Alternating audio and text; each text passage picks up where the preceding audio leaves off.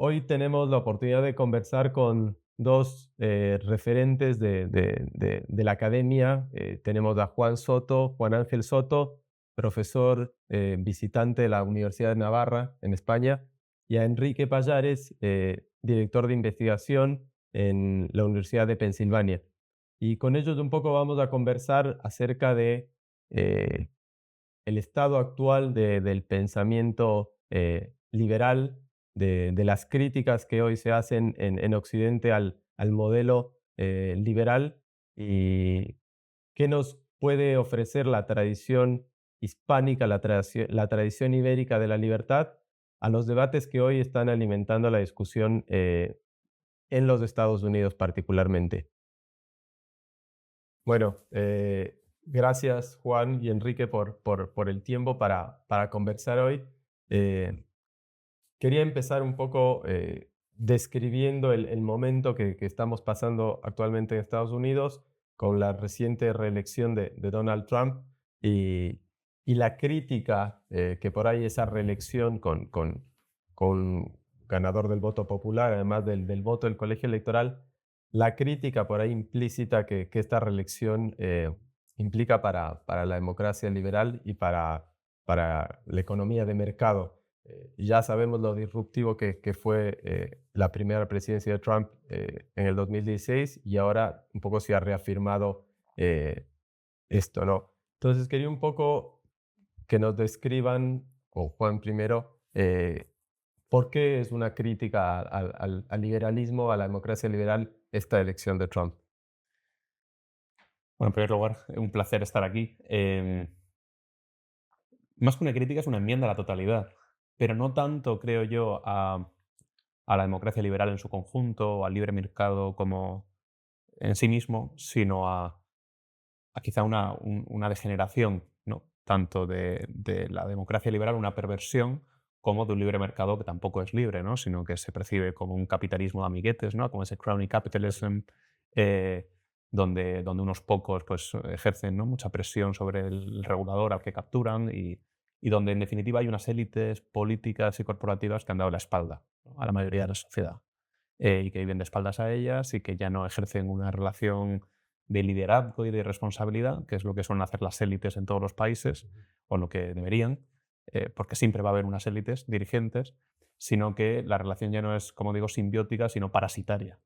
Y entonces lo que Trump representa es pues, un golpe sobre la mesa, ¿no?, para cambiar eso.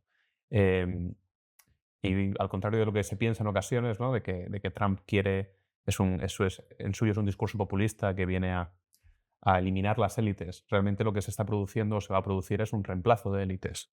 Del punto de vista de Trump, pues unas élites, pues como digo, corrompidas por otras más virtuosas, ¿no?, o que velen por los intereses de la mayoría de la población, etcétera. Pero sí que pone de manifiesto que el proyecto occidental está dando signos de claro agotamiento, ¿no? Y creo que eso es muy relevante. Sí. Porque en ese sentido, tanto izquierda como derecha política, si es que estos son categorías que siguen funcionando, que daría para otra conversación, ¿no? Eh, pone de manifiesto que, o sea, tanto derecha escorada, ¿no?, cada vez más extremista, como derecha igual escorada, cada vez más extremista, que las dos articulan además un estilo político populista, porque es el que vende. Esto también habría que analizar la demanda política, no solo la oferta, ¿no? Pues coinciden en ese acotamiento del que da, ¿no?, muestras la democracia liberal. Y eso debería llevar a todos, a un proceso de profunda reflexión. Y yo creo que la derecha ha reflexionado más que la izquierda en esto, y que plantea una crítica más contundente, quizá no completa, en el sentido de que no hay una propuesta alternativa Sí, sí. firme, pero desde luego la crítica yo creo que se sostiene, ¿no? Una crítica famosa dentro de la corriente trumpista, podríamos decir ahora, pues principalmente, o la predominante dentro de la nueva derecha, sería la crítica postliberal, por ejemplo. Que ahora podemos Precisamente, explorar un poco. sí, y hacia allá quería hacer la siguiente pregunta, porque en cierta forma, eh, lo que es el movimiento conservador en los Estados Unidos, a raíz de la primera elección de Trump, sufrió una transformación y una renovación, yo diría, tanto generacional como intelectual, donde este movimiento postliberal ha adquirido mucho peso, ¿no? sobre todo por las universidades de donde surge, como Harvard, Notre Dame, Yale, Princeton, también las publicaciones donde estos autores han debatido. Y un dato particular es que el vicepresidente electo, J.D. Vance, es alguien muy cercano al pensamiento postliberal, ¿no? Entonces, digamos, han tenido un triunfo político en los Estados Unidos ahora.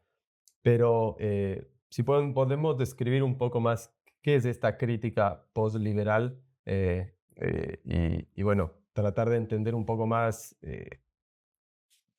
cómo se enmarca en este contexto político actual.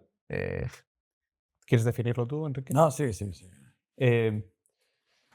Bueno, efectivamente, J.D. Vance es un buen ejemplo, es un rey filósofo, es, bueno, un vicerrey, es un vicerrey filósofo, ¿no? Pero es un exponente, me parece a mí, de este movimiento postliberal. Estamos hablando en sentido amplio, ¿no? Porque incluso hay algunos considerados referentes, ¿no?, del movimiento postliberal, como es el caso de Patrick Deneen, que ellos mismos no se autodefinen como postliberales, pero que sin embargo desde fuera, ¿no?, sí que se les mete en esa categoría.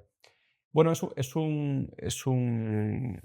una teoría política emergente, aunque ya tiene unos años de existencia, que comparte ciertas críticas con el comunitarismo, que el comunitarismo estamos hablando, ¿no?, de un fenómeno también en el ámbito de la teoría política eminentemente de los 90, los principios de los 2000, o sea que tiene también ya un cierto recorrido, que básicamente critica los excesos del liberalismo en el sentido de la atomización que trae consigo y de lo que Michael Sandel, por ejemplo, llama el unencumbered self, ¿no? Él dice, ¿no?, que el liberalismo deontológico rawlsiano, ¿no?, habla realmente lo que propugna es por ese hombre desasido de todo tipo de ataduras y condicionantes, lo cual no es real ni realista, ¿no?, sino que todos tenemos un punto de partida y somos very much encumbered, ¿no? Entonces, y luego la atomización que se produce también con la comunidad, donde básicamente la crítica postliberal, en definitiva, es: el liberalismo os prometió libertad y para eso rompió todos los lazos comunitarios, que eran lazos voluntarios, que perfeccionaban al ser humano, donde el hombre se encontraba, se conocía, se entendía a sí mismo. Y prometiendo la panacea del individualismo, finalmente nos han acabado ubicando en categorías que son colectivistas. Hemos pasado de la comunidad al colectivo, pasando por el individualismo. Y en ese sentido hemos acabado en un lugar parecido a la utopía marxista también, ¿no?, donde finalmente son una serie de rasgos que nos definen y que además hay una prelación donde unos rasgos son más importantes que otros, ¿no?, una condición sexual o racial o lo que fuera, que hace que la fidelidad resida con ese colectivo racial, sexual, etc. Y luego con un abuso del mercado, ¿no? Y los postliberales lo que hacen es criticar esos abusos del mercado y de un mercado que también se ha olvidado de los fundamentos morales subyacentes, por así decirlo. Entonces, bueno, esto es, ¿no?, en gran medida, no sé si quieres completar Sí, alguna sí, cosa, sí. Enrique, No, eso está bien. Sí, sí, una ausencia del bien común, básicamente. ausencia de proyecto Sí, común sí. como sociedad y falta de definición del bien común. Que todo esto, yo creo que también la crítica que el posliberalismo hace del liberalismo es una crítica de un liberalismo un tanto reduccionista. Sí. Porque define el liberalismo casi exclusivamente, o lo identifica con una tradición anglosajona de la libertad, podríamos decir, ¿no?, que se caracteriza por una concepción de la libertad en un sentido muy particular, que es uno eminentemente negativo, siguiendo los dos conceptos de libertad de Isaiah Berlin, por ejemplo, ¿no?, pues podemos ver la libertad en un sentido positivo o negativo, como libertad de o libertad para.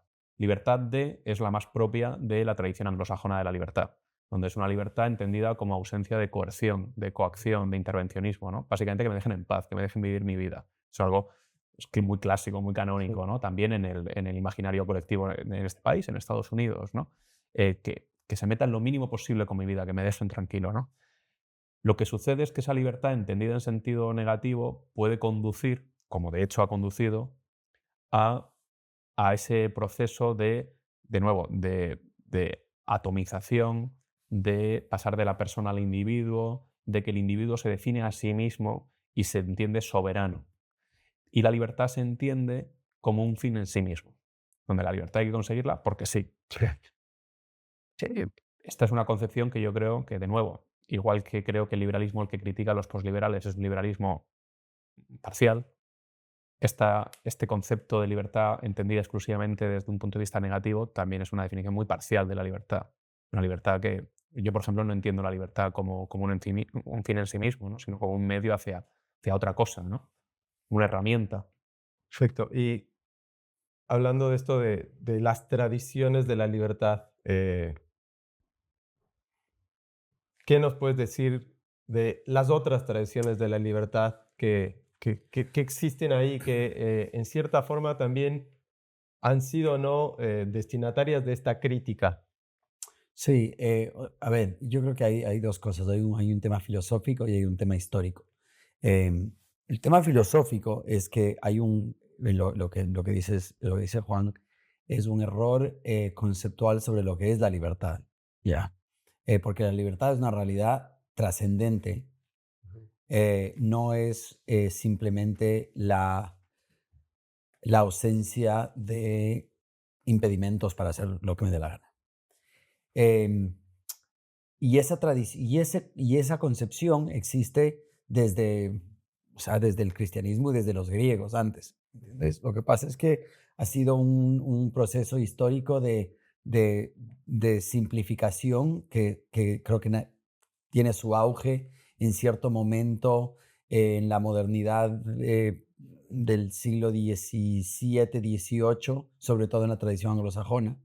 Y es donde salen todos estos conceptos de libertad negativa como una manera más fácil de tener un consenso en una sociedad pluralista. Y para ahí aplicarse a un proyecto Claro. político concreto. Ahora, algo muy importante es que obviamente la tradición occidental no es solamente la tradición anglosajona, sino que hay una tradición, sino que es la tradición hispana también, y de una manera muy, muy importante. O sea, el mundo occidental, sobre todo en Estados Unidos, porque esta conversación es en contexto justamente a eso, en Estados Unidos, al ser un país anglosajón, es muy fácil, se olvidan muy fácilmente de que España era el imperio y todo lo hispano, que era el imperio que era más grande y más poderoso que el imperio Británico. británico. Más próximo a ¿Me este país. entiendes? Totalmente. Y fue parte del génesis de este país también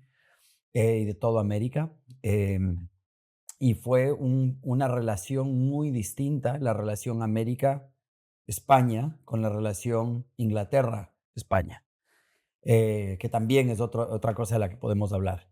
Pero ahí está la idea de la leyenda negra, ¿no? De que en España todo ha sido retroceso, en Latinoamérica somos hijos de esa concepción medieval y de la edad oscura y que debe ser olvidada. Y que por suerte vino la ilustración a salvarnos de la oscuridad de la iglesia y del medioevo. Sí. Y esa es una historia que también tuvo que ser contada de esa manera por el Imperio Británico, porque también había una competencia, había una realidad de la Reforma y el nacimiento del protestantismo. Entonces es una pelea de poderes, como en la historia siempre es, ¿no? Em,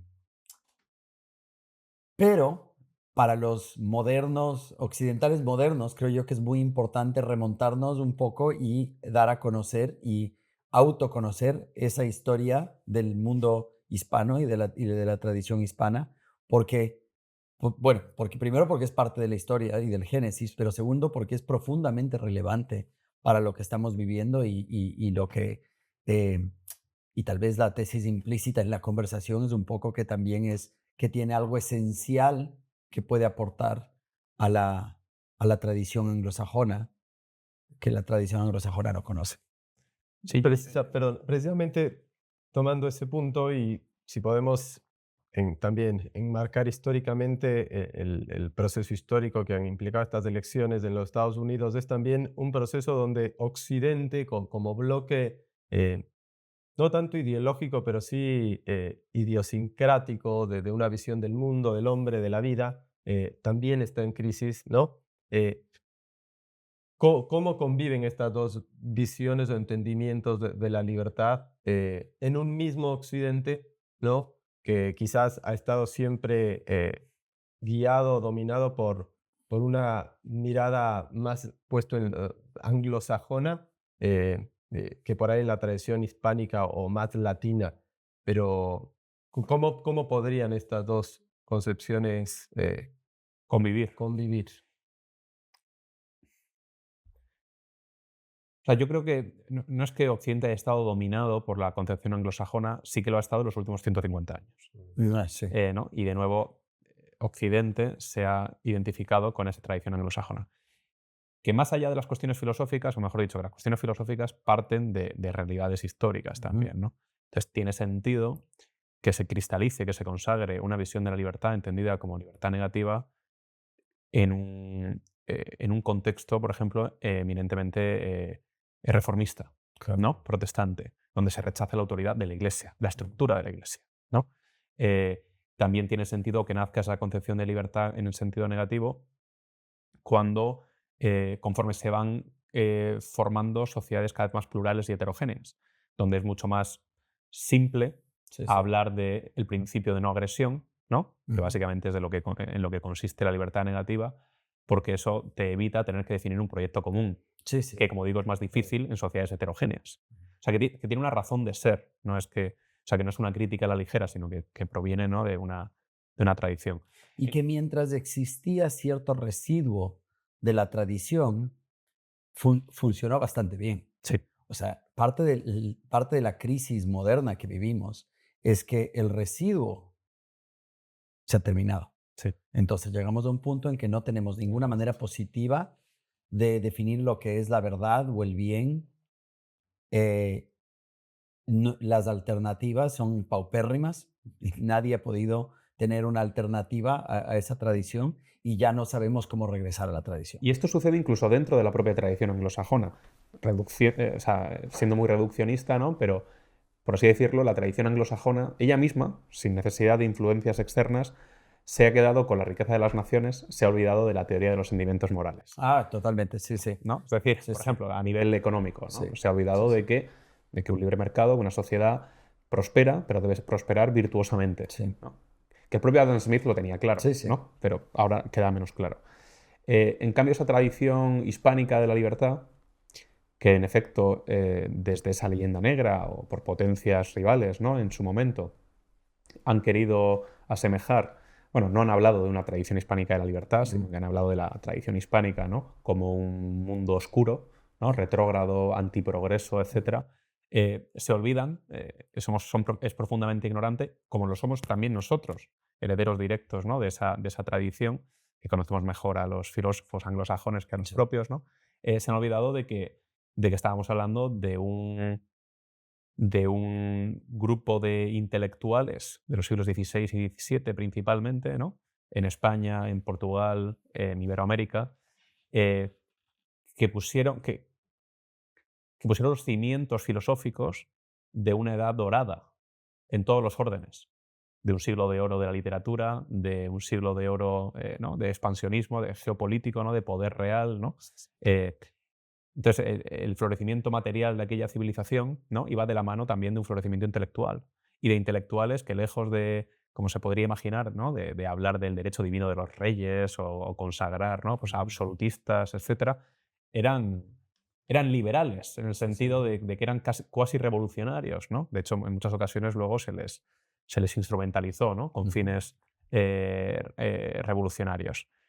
Entonces, aquí, esa otra tradición de herencia católica, igual que la anglosajona quizá tiene un exceso de libertad y no tiene ningún tipo de autoridad, ni moral ni política, ¿no? Y en última instancia, pues eso te lleva al non serviam primitivo, ¿no? De no serviré, Claro. no serviré ninguna guía moral fuera de mí, ¿no? Yo soy soberano, yo mando, ¿no?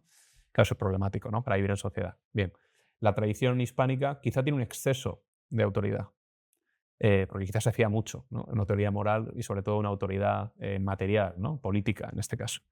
Pero, a mi juicio, reconcilia, ¿no? Casa, que era tu pregunta, ¿no? Mucho mejor esa tensión existente entre libertad y autoridad, que ahora es una tensión muy presente en Estados Unidos, principalmente en el bando ganador de estas últimas elecciones, como decimos, inspirado en pues este nuevo posliberalismo. Un posliberalismo que es, que es muy teleológico en sus proposiciones, ¿no? Que lejos de un conservadurismo que podríamos decir pues que va de abajo hacia arriba, ¿no? Y que trabaja la cultura, etcétera, que también, que desde luego ellos también, ¿no? Alaban, pero realmente de lo que va esto es de transformar las instituciones, ¿no? Transformar el Estado desde arriba e impulsar una teleología, ¿no? Un modelo de vida buena que puede crear y creará, ¿no? Si se intenta llevar a cabo, resistencias en un país eminentemente diverso como es este, ¿no? Plural. En cambio, esa tradición hispánica, como digo, de inspiración católica y por ende, ¿no? Por definición, universal, pues quizá puede aportar algunas ideas eh, filosóficas en el ámbito de la teología política, ¿no?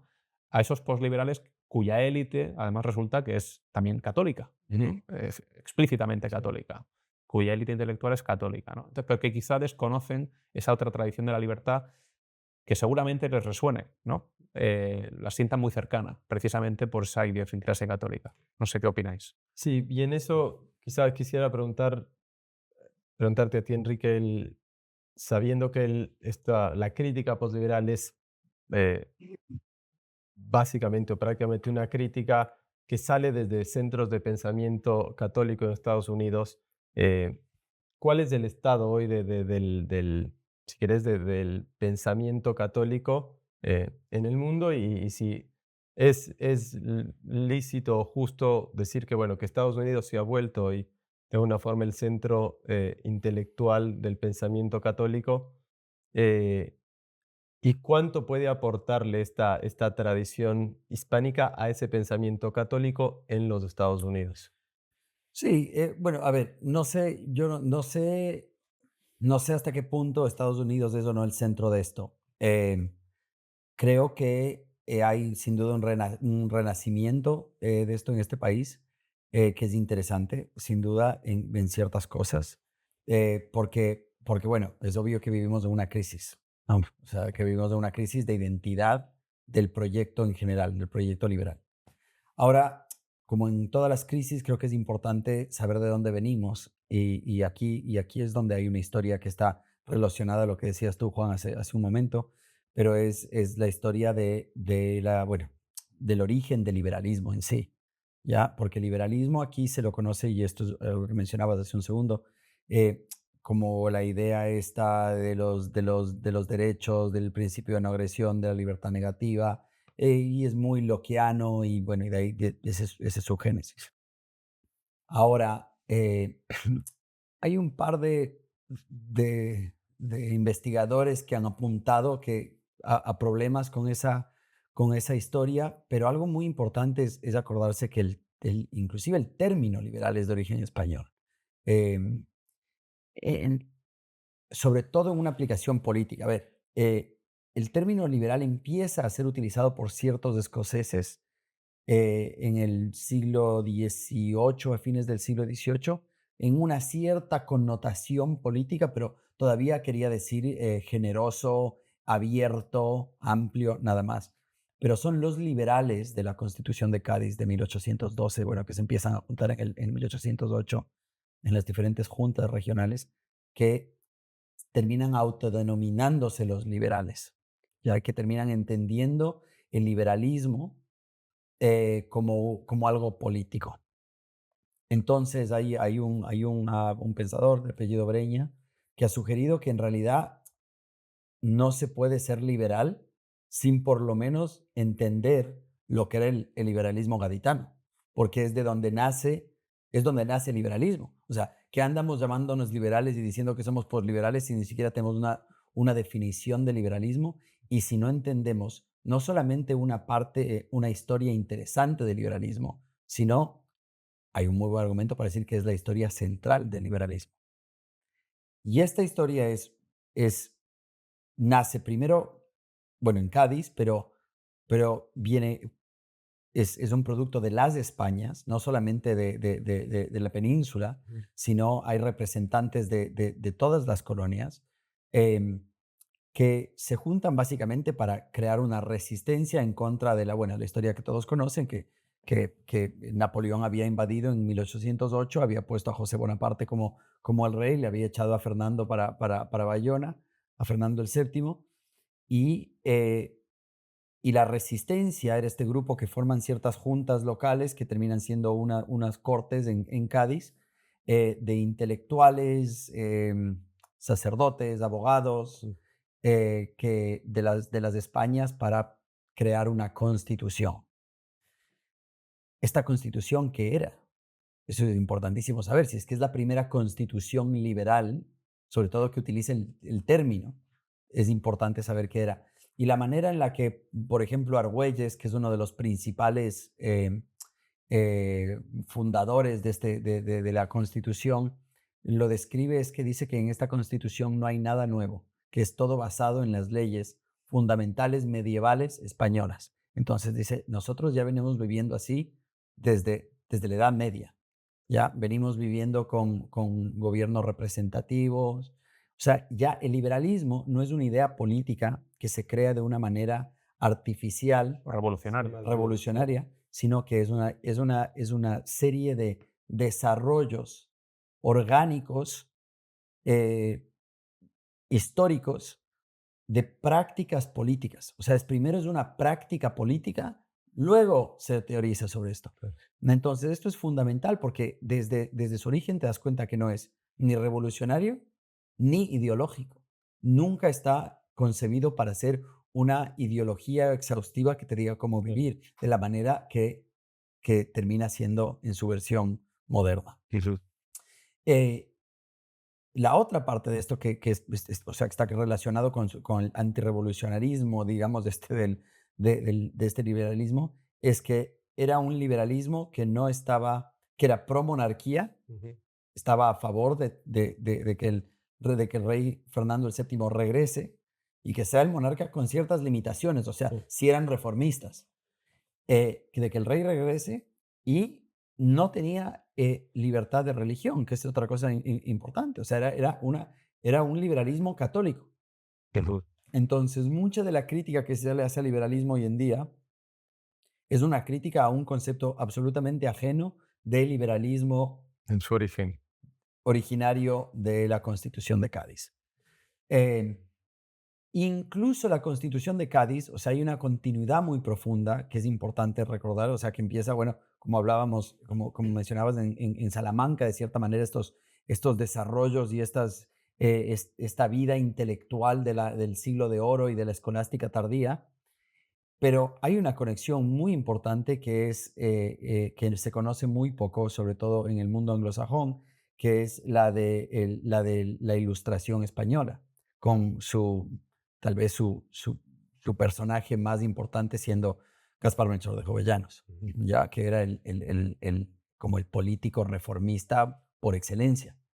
Era una persona que estaba siempre en contra de cualquier tipo de actitud revolucionaria, pero que era muy reformista. O sea, él fue muy crítico del Santo Oficio, fue muy crítico del despotismo ilustrado, pero todos los cambios para él siempre tenían que ser paulatinos, graduales, y es importante siempre preguntarse por qué, ¿ya? ¿Cuál es la verdad que está siendo revelada en ese tipo de cambio político y de actitud política Y con Jovellanos también la tradición entera de la escuela de la escuela de ibérica? San. Sí, sí. Bueno, a ver, esa relación también siempre las relaciones son complicadas, ¿no? Pero lo que creo que es importante es ver que existe en el mundo hispano una continuidad, por lo menos, de un desarrollo de prácticas liberales y de ideas de libertad económica y política que empieza en la Edad Media, pasa por el Siglo de Oro y la escolástica, pasa por la Ilustración, llega a Cádiz. Y bueno, y yo te diría que sigue con ciertas figuras importantes también, pero la historia es compleja igual, pero bueno, ahí está.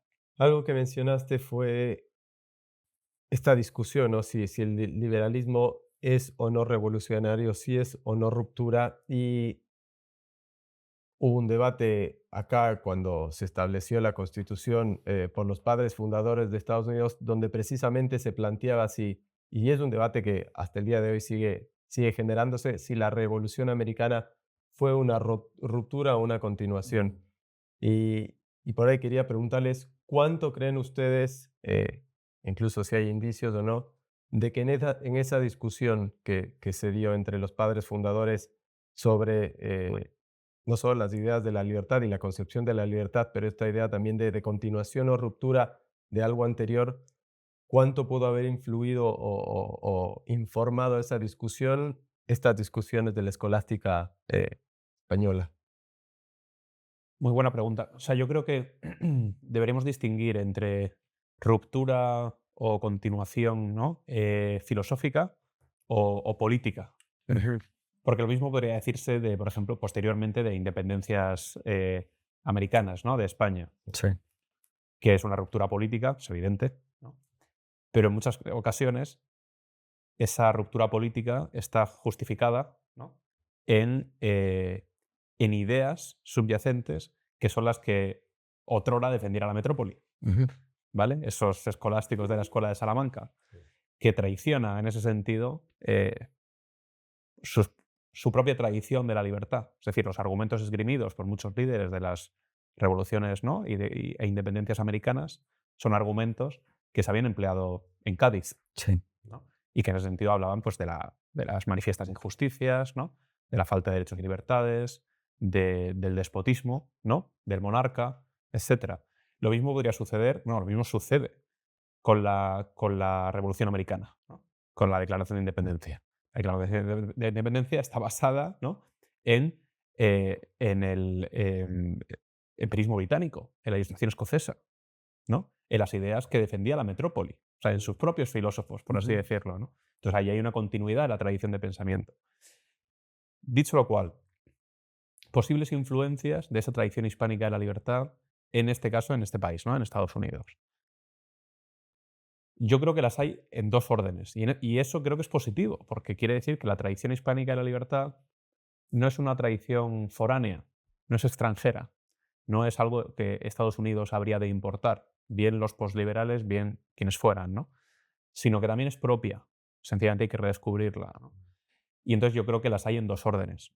En primer lugar, una relación indirecta a través precisamente de esos pensadores británicos que evidentemente, ¿no? Enrique lo sabrá principalmente como académico, ¿no?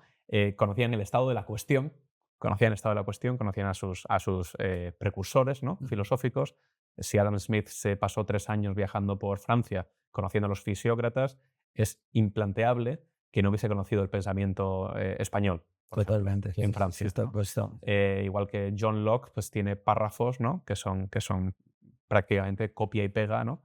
de jesuitas o dominicos de la Escuela de Salamanca. También tiene sentido, aunque aquí entramos en la hipótesis, ¿no? que no se hicieran las debidas referencias, ¿no? También muy académicas, ¿no? Porque si eres un británico en el siglo XVII, pues más te vale no citar al jesuita español, ¿no? Sí. Pero ahí hay una influencia indirecta, es decir, a través de los pensadores británicos. Y luego hay una influencia directa. Pues sabemos que los padres fundadores de los Estados Unidos, muchos de ellos, 3 al menos que sepamos, tenían obras, por ejemplo, de Juan de Mariana. Habían leído a Juan de Mariana, mencionaban a Juan de Mariana en sus obras, ¿no? Y porque, como mencionaba Enrique al inicio de esta conversación, España era el imperio de la época. Era un imperio que además había sido aliado, también por motivos puramente egoístas, ¿no? Como es lógico, en la independencia de los Estados Unidos, ¿no? Por mucho que se nos cuente que Francia ayudó, etcétera, ¿no? que desfiló, ¿no? con George Washington ¿no? en el desfile, ¿no? de la victoria. ¿Quién fue? Bernardo de Galvez. Bien. Entonces, y era un imperio, como decía yo, próximo geográficamente. Es decir, de nuevo, es implanteable que los padres fundadores, ¿no?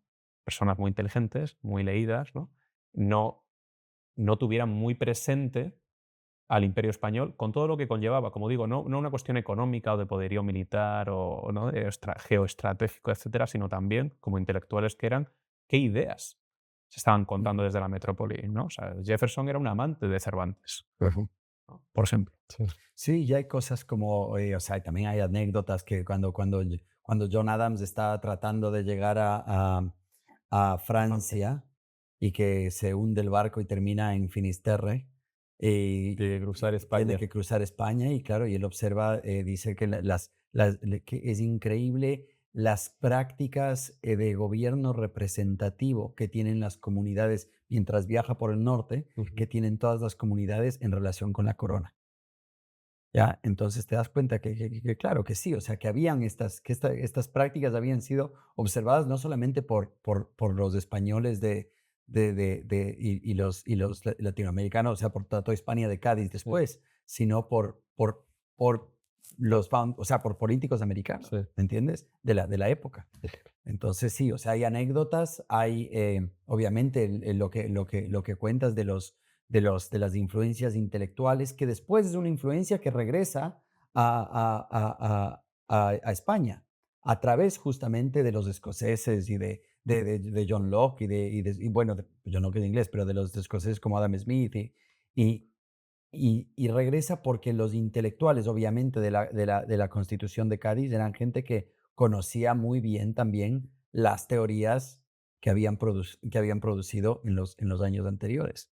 Entonces es una especie de dinamismo bueno, es una tradición. Sí. Y no es que sea, o sea, podemos hablar de la tradición anglosajona y de la tradición hispana, pero también hay una tradición occidental, ¿ya? Entonces, por eso es que es un error pensar que la tradición occidental es solamente la tradición anglosajona. Anglosajona. Y obviamente también después están todas las tradiciones menores de Francia y de Alemania y de todos estos otros, Italia, quizás. Italia, todos estos otros lugares, pero O sea, la cuestión de fondo, yo creo que donde hay que poner el foco, especialmente, ¿no? Conforme, por ejemplo, esta nueva derecha, ¿no? Definido en sentido muy amplio, va tomando poder, ¿no? Y está a la ofensiva, es la cuestión de la tentación autoritaria, ¿no?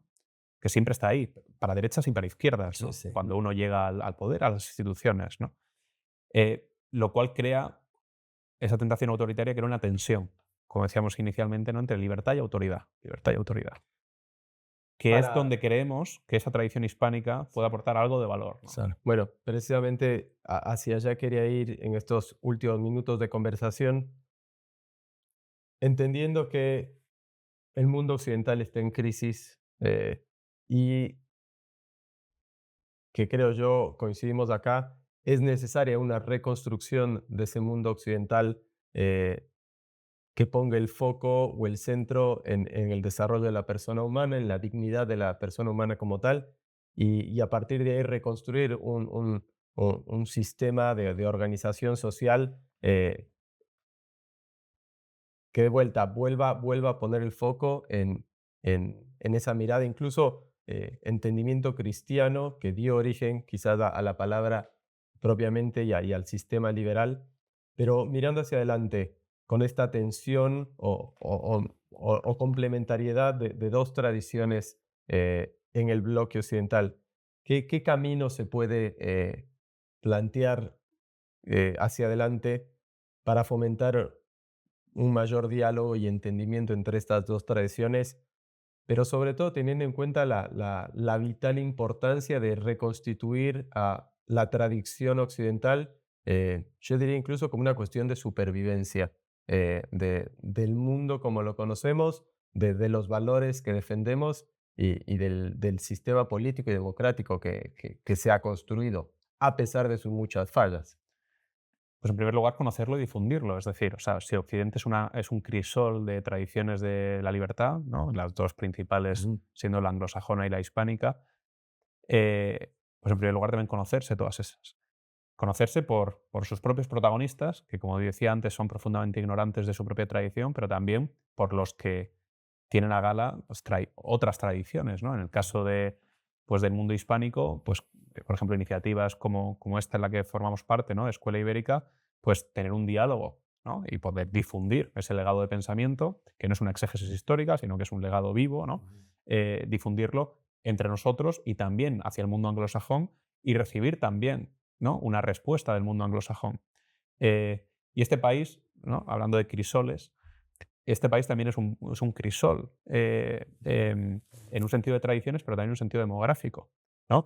Hablando de la victoria de Trump, ¿no? Pues en el caso de Estados Unidos se ve cada vez el mayor peso que juega el mundo hispano, ¿no? Sí. Que no latino, ¿no? Como el propio Trump, ¿no? Sí, sí, sí, Averiguó sí, en un, sí, en sí, un- claro, sí. en una encuesta en directo, ¿no? En un meeting, creo, en estas elecciones, ¿no?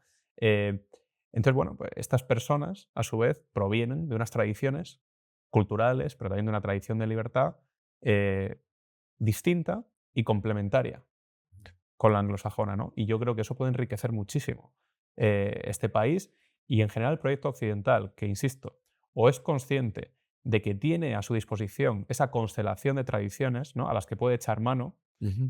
para poder soportar el peso, ¿no? El peso de la responsabilidad, ¿no? El peso del proyecto occidental, o efectivamente se va a desmoronar, ¿no? Porque una sola tradición no es capaz de Sí, soportar el peso. y yo creo que totalmente. Yo creo que ahora hay mucho de esta, un poco una cierta negatividad y un pesimismo, de decir, bueno, se nos ha caído el proyecto o el proyecto está en crisis y no sabemos a dónde ir, hay que buscar algo nuevo. Y ahí es donde yo discrepo mucho sobre esto porque no creo que hay que buscar nada nuevo. En realidad, creo que todas estas cosas están en la tradición que tenemos. Creo que el problema fundamental del ser humano sigue siendo el mismo y ha sido el mismo siempre, Mm. que es la tendencia que tenemos al desorden y al poder, y que la única manera de solucionar eso es obviamente con una apertura hacia la realidad de la trascendencia del orden del alma, del orden interior y con la primacía de acción. Por eso es que Unamuno en el momento de la peor crisis, cuando ya se vería venir la guerra española, la guerra civil, él no se pone a escribir, esto es interesante, él no se pone a escribir ningún tratado sobre la paz y cómo nos vamos a llevar bien, sino empieza a escribir ensayos espirituales, ¿ya? Donde dice, es para ti, lector, es para el lector solitario, ¿ya? Porque es fundamental saber que el, el, el alma, la interioridad de cada persona es de donde empieza y donde termina toda la política. Entonces, eso no vamos nunca vamos a evitar, no hay manera de superar esa realidad. Em, Y todas estas ideas que se han degenerado mucho, llegando a un punto de que no sabemos de para qué es la libertad o que, por ejemplo, que la diversidad, que es un valor bueno y positivo, termina siendo utilizado en contra de la diversidad. No tenemos que olvidarnos que todas estas ideas tienen un génesis cristiano occidental. O sea, hay una historia de las ideas y no es que son no es que es algo espontáneo que apareció ya, sino que vienen de algún lugar. Lo importante justamente de enterarnos de nuestras propias tradiciones es que a través de leer y de conocer estas historias y estos autores, te das cuenta puedes saber cuándo aparecieron estos conceptos y cuál era la versión completa y robusta del concepto, no la reductiva que tenemos con la que estamos luchando hoy. Entonces, para hablar solamente de la libertad, te das cuenta que, claro, que la libertad nunca fue, la idea nunca era que la libertad sea simplemente yo voy a hacer lo que me dé la gana, sino se asumía, inclusive en la tradición solamente anglosajona, se asumía que había una realidad muchísimo más amplia, completa del bien Un común, contexto del bien de moral. la persona, un contexto moral. Y entonces lo que creo yo es que no, que no cunde el pánico. No, lo que tenemos que hacer es ver en nuestra propia tradición y recobrar los conceptos originales que dieron paso a los conceptos buenos que tenemos ahora y a su crisis también. En 2 años, en el 2026, Estados Unidos cumplirá 250 años de fundación, 250 años de ese proyecto fundador de los padres fundadores, donde Estados Unidos va a ser un país muy distinto, obviamente, de aquel que nació hace 250 años, pero también va a ser un país bastante más hispano, ¿no? Con una cara inclusive y unos rasgos físicos bastante distintos, con otra lengua, con otra cultura e incluso con otra religión, ¿no? O con un gran peso mayor que otra religión, y obviamente estoy refiriendo a lo católico, a lo hispano. eh, ¿Cómo creen ustedes de vuelta, desde la tradición intelectual, pero también desde la praxis, cómo puede resolverse quizás estas diferencias entre estas dos tradiciones de la libertad, una más inclinada a someterse a una autoridad fuerte para ser libre, mientras la otra busca quizás no depender de esa autoridad justamente para tener una libertad? Eh, ¿Cómo ven el proyecto a Estados Unidos, esto con una cara más hispánica, quizá más católica? ¿Cómo ven estas tradiciones conviviendo de vuelta, ya no tanto desde lo intelectual, sino más en la realización del proyecto de vida en común de las personas? No, yo creo que estas dos tradiciones se van a... Este choque de civilizaciones o de subcivilizaciones, ¿no? Creo que se van a completar, se van a equilibrar, se van a enriquecer mutuamente.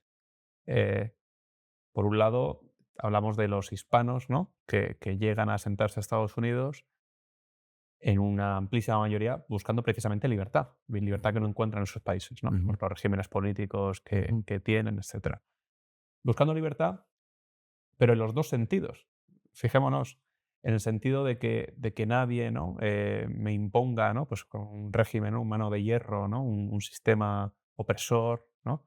Donde no puedo, pues, vivir mis convicciones, ¿no? Religiosas o lo que fuera, pero también en un sentido positivo. Vengo a un lugar que me permite llevar a cabo mi proyecto vital. Claro, No solamente hay ausencia de coerción, sí, sino sí. que la libertad, de nuevo, está entendida en un sentido positivo. Es una herramienta para que yo pueda llevar a cabo el proyecto de vida que quiero con mi familia, ¿no? Ujú.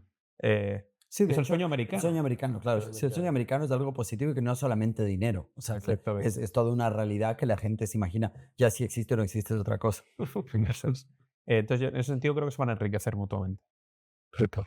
Y desde el mundo académico, intelectual, ¿qué hace falta para, digo, facilitar? Quizás esto ya conversamos un poco, pero facilitar o promover más este diálogo de tradiciones que en última instancia, y pensándolo también muy utilitaristamente, Estados Unidos necesita, ¿no? Tener una mejor comprensión de las implicancias de esta tradición hispánica, porque simplemente ahora es una parte fundamental, incluso electoralmente cada vez más relevante de su propio proyecto político. Leer a Teresa de Ávila. Todos. Sí, o sea, creo yo que es ¿Hay justamente espacio lo en que la estamos academia tratando para de eso? hacer con yo creo que sí, yo creo que dentro de todo hay, se le critica mucho a la academia por su politización y por todo este tipo de cosas hoy en día, pero creo que al mismo tiempo hay mucha apertura, sobre todo a ideas nuevas. Creo que en realidad en este país todo el mundo hoy tiene miedo que se les han acabado las ideas. Y por eso se ponen un poco defensivos. Pero yo creo que una apertura a cosas nuevas, como lo que estamos haciendo en la Escuela Ibérica, que es justamente compartir las ideas de esta tradición tan rica, eh, creo que hay apertura para eso, creo que hay apertura para considerar eh, autores que no se han leído antes, que no se han conocido antes. Bueno, y parte de lo que yo hago con mi trabajo académico, con Unamuno y con Jovellanos y la Escuela de Cádiz y esta otra gente es parte de eso y creo que se recibe muy bien y hay mucha apertura. La Escuela de Salamanca igual, cada vez más y ojalá que se siga creciendo, ¿no?